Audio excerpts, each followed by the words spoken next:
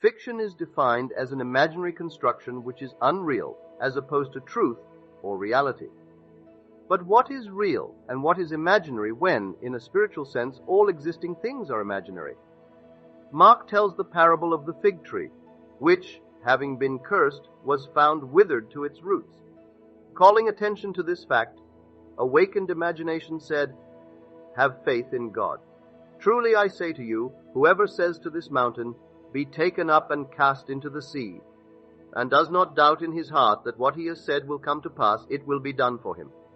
Therefore I tell you, whatever you desire, when you pray, believe you have received it, and you will." Mark 11. Here is an imaginary act which has no support in fact. The tree was not withered at the time it was cursed, but when they returned the next day, the imaginal act had been executed. So you see, this law is not limited to being constructive only. It can be used for good, bad, or indifferent purposes, for there are no limitations placed on the possibilities of prayer. Now, when you pray, you must immerse yourself in the feeling of the wish fulfilled, for the word pray means motion towards, accession to, at, or in the vicinity of. Point yourself towards the wish fulfilled and accept that invisible state as reality. Then go your way, knowing the desire is now yours. You did it, and you will not be surprised when it comes to pass. When you first practice this technique, you will be surprised when it happens. But when you learn how to completely accept the state assumed, you will know you do not have to do a thing to make it come to pass, as the assumption contains its own plan of fulfillment.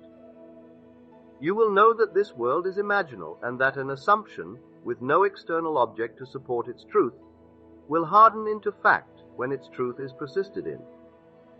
If an imaginal act produces an external fact to support it, then is not this world essentially imagined? If you dare to assume what your reason and senses deny and walk faithful to your assumption, believing in its reality and its corresponding effect is produced, can this seemingly solid, real world be anything other than imaginal? Everything is imagined, for you are God, all imagination. God exists in you and you in him. The world is all that you have imagined it to be, even though you cannot remember when or how you brought it into being. You cannot feed the mind violence and not expect violence in the world.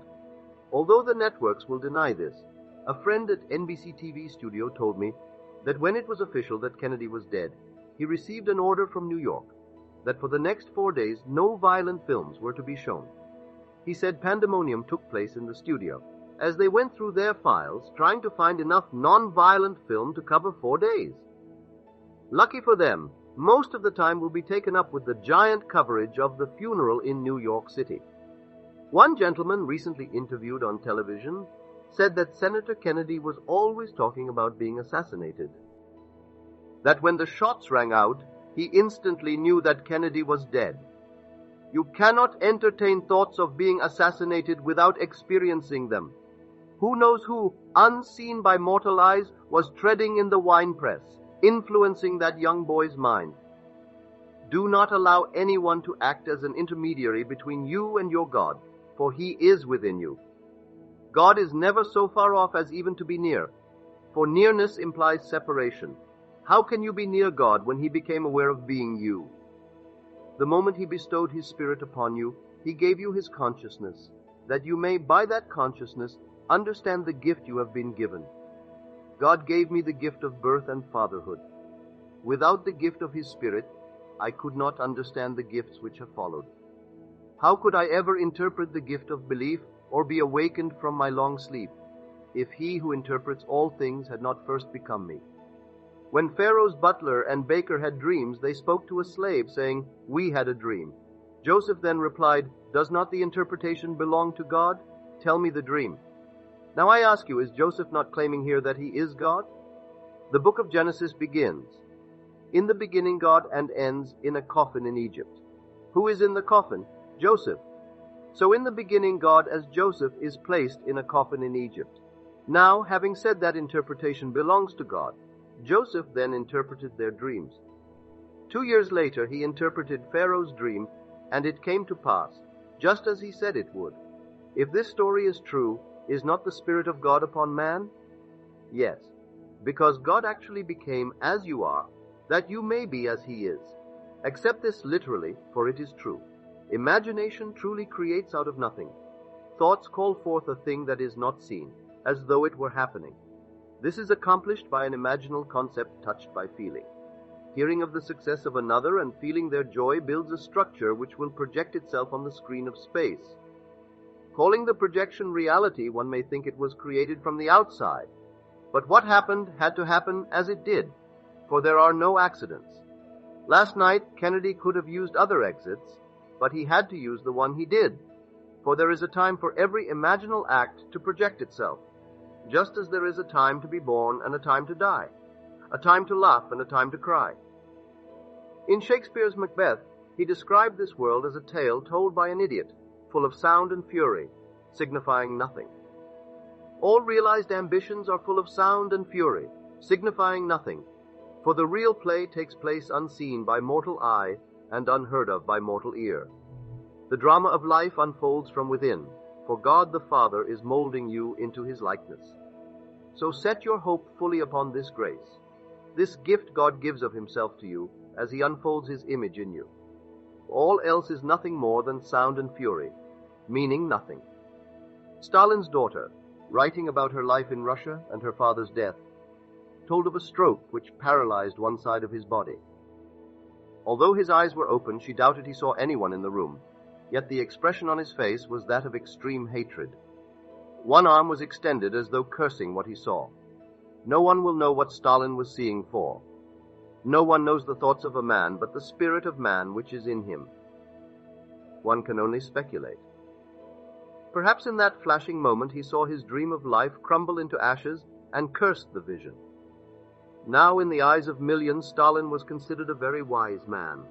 Yet the Bible describes such a mind as a fool, saying, "The fool says in his heart, there is no God." Show me a man who believes there is no God, and although he may have many degrees and considered to be a very wise person, he is a fool of fools. The Bible does not imply that the uneducated man is the fool, only he who says in his heart, there is no God. Stalin's world collapsed as the doors opened and he departed this little sphere. His world was real until that moment, and yet it was a world of fiction. Everything here will collapse, but because this is a fictitious world, you can have anything you want. Would you like to be known, to fulfill a great ambition, to be famous in the eyes of others? You can have them all if you are willing to assume they are already yours. And in spite of the evidence of your senses and the contradiction of your reason, if you walk and sleep in your assumption, it will harden into fact. And after you have experienced them, you will depart, leaving them all behind. Your desire is brought into being by an imaginal act. It is sustained by an imaginal act, and when that imaginal act is withdrawn or modified, your desire fulfilled will collapse and vanish. So I maintain there is no fiction. A friend sent me a copy of the June issue of Harper's Magazine, which tells of a trial of a captain in our Air Force. As a school project, this captain wrote an essay entitled, "Captain Dale North has been court-martialed," in which he stated the place and the time it happened. Years later, while in the Air Force, Captain Dale Norte was court-martialed, sentenced to a year of hard labor, and discharged from the service. Captain Norte wrote his own court-martial and then fulfilled it. So what is fiction? You can write your own essay on success if that is your desire, and to the degree that you are self-persuaded it is true, you will give it life in your world. The secret is to imagine to the point of self-persuasion. Can you believe what you are imagining? There are not two of you, you and imagination. You are not reshaping a piece of pottery when you imagine, but yourself. You are moving into your desire. If you persist until you see exactly what you want to see, fix your position with the glue of feeling and remain there. It will be reflected on the screen of space, just as your world is now reflecting the fixed state from which you are viewing it. There are two worlds, the outer world of effect and the inner world of causation. That inner world, in the depth of your soul, is where the true drama of life goes on. It is there that God is endowing you with life-giving power. Now a living soul, you are being transformed into a life-giving spirit. On that day, you will see this world from above, to discover it is dead, and you are its animating power. Blake said, "Where man is not, nature is barren, This is true, for nature cannot produce anything by itself. Man, a living soul, causes things to appear alive by his animating power. Although you are now animating all that you behold, you are destined to become a life-giving spirit, to fashion things in your own image, bring them forth, and endow them with the power to create life. Believe me, there is no fiction. Every thought you think will come to pass. You may think it is just a thought and will never become real, but it will. Think you are a martyr, and you are. And you will continue to be one until you change your thinking. The Kennedys, believing they are martyrs, will have these blows repeated over and over again until they awaken from within. I don't care how good your life seems to be at the moment. It is a dream from which you must and will awaken. What do you love the most, your husband, wife, or child? It could even be some inanimate object that you treasure, yet one day you will have to tell it goodbye. Recently, a lady showed me an enormous diamond ring she was wearing, saying she had paid $75,000 for it. Although she has children and grandchildren, this ring is so important to her, and she is so proud of it. Well, you could multiply this lady by millions who love objects that are dead, because they do not know that they are. Since we are living in a world of Caesar, live it to the fullest, but do not be in love with it. Do not be moved by its emotions, as 1 million people were today as they watched a closed box, not knowing for sure a body was in it. Now, the Bible teaches that permissible lies are allowed. An assumption not based upon fact is a lie, is it not? We are told to emulate the story of the unjust steward who, when told he might lose his job, asked the one who owed 100 measures of oil to give him 50, another 80, and still another 60. And when he returned to his master, the steward was commended for his wisdom. This steward falsified the record, the facts of life which memory claimed to be correct. Perhaps memory says you only have $10 in the bank, the rent is due, and there are no prospects of more money on its way, or that your friend is ill or out of a job. These are facts memory has recorded. You can falsify that record by a permissible lie, by seeing $1,000 in the bank and the rent as paid, by seeing one who is ill as well, or one who is unemployed as gainfully employed. That which appears so real is based on fiction anyway, and fiction is fact in the sense that it is all imagination. You can lift anyone out of the state into which he has fallen and place him in another, be it a state of want, illness, or failure. There are infinite states into which man may fall. If you will but believe that imagining creates reality, and there is no fiction, you can rewrite your life and give yourself and those within it beauty for ashes, gladness for mourning, and praise for faint-hearted. Believe in the reality of your unseen act, then watch it fulfill itself. If you have proof that imagining creates reality, it will not matter what others think. All that matters is that you try it, and allow imagination to prove himself in performance. I encourage you to live as fully and as graciously as you desire to, while you wait for God's Son to reveal himself in you. But don't think that because you do not live fully and well, you are better off in the eyes of your Father, for you are not. He is only interested in the work he is doing in you, and when it is completed, you will be born from within. For until that happens, you cannot enter the kingdom of God. On that day you will enter an entirely different age, where trees, fruit, beasts, and birds are unknown, yet not unperceived. It is a world beyond other seas, unknown and inconceivable to those who live in this world of death. When I say everything is at your disposal, I mean everything is in your imagination, and you are its creative power. Living in this fabulous world, you can travel unknown seas by gondola and know fruit, trees, birds, and beasts unknown here on earth. And in that world, you are in complete control. While walking the earth, man is totally unaware of the food he is mentally eating. Thoughts of horror and anger, jealousy and hate, feed invisible monsters which produce heartaches and pain. There are those who want the spoiled fruit which is part of this age. But when you enter that age, you are in complete control of your power. You realize that everything is a thought and under your control. We are told, eye has not seen, ear has not heard, and it has not entered into the heart of man the things already prepared by God for those who love him. When you are one with your Father, you will awaken to find yourself in that age which has already been prepared for you. So set your heart fully upon that world which you will enter at the unveiling of Christ from within. As you awaken one after the other, no two will have a duplicate experience. The symbolism will be there, however, as well as the time element. It is always 5 months between the vision of the birth and the revelation of God's Son. In the story recorded in the 40th chapter of the book of Genesis, Joseph gave different interpretations to the number 3 in both dreams. The baker had 3 baskets on his head, with birds eating the bread contained therein. Joseph interpreted the dream by saying, "In 3 days you will hang from a tree, and the birds will eat upon your flesh." And it came to pass as he interpreted it. The butler saw a vine with 3 branches, which budded, blossomed, and ripened into grapes. He put the grapes into a cup, crushed them, and gave the cup to Pharaoh. The most important thing here is the grape vessel.